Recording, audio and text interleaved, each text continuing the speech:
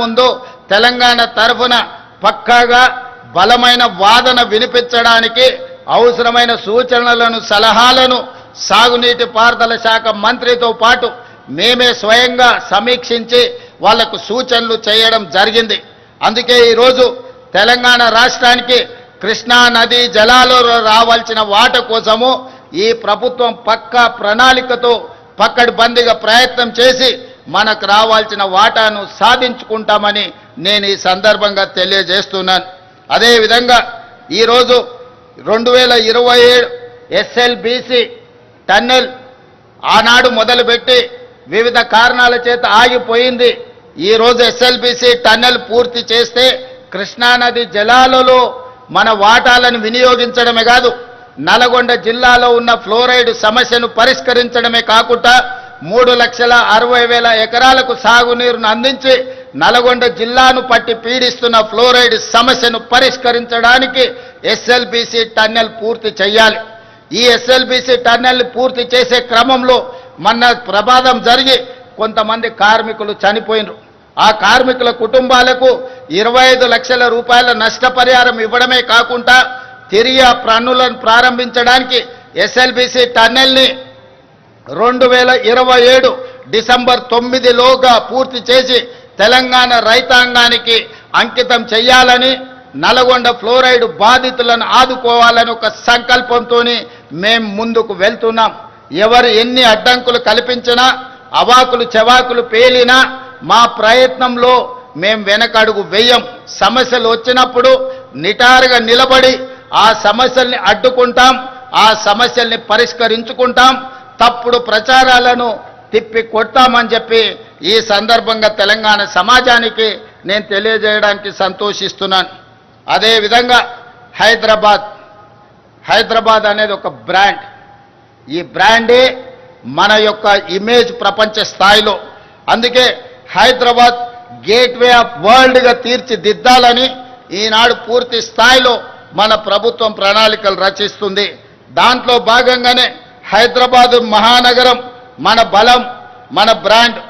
ఈ బ్రాండ్ను భవిష్యత్తులో ప్రపంచ వేదికపై సగర్వంగా నిలబెట్టే దీర్ఘకాలిక ప్రణాళికలను రచిస్తున్నాం.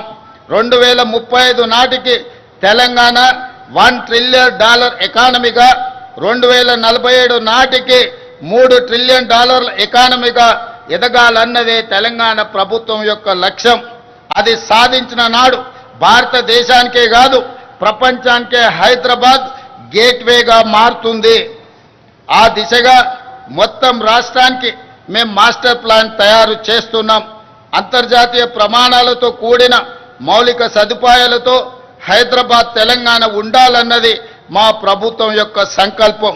రోడ్లు, విద్యుత్తు, అదేవిధంగా రవాణా సదుపాయాలు, మురుగునీటి పారుదల, వాతావరణ స్వచ్ఛత, ఇలా అన్ని కోణాల్లో అత్యంత స్వచ్ఛమైన సుఖమైన జీవన ప్రమాణాలతో కూడిన నగరంగా హైదరాబాదును మార్చాలని మేము ప్రయత్నం చేస్తున్నాం.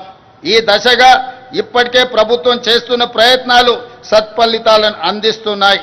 1,00,000 కోట్ల అంతర్జాతీయ పెట్టుబడులకు హైదరాబాదు కేర్ ఆఫ్ అడ్రస్గా మారుతుంది.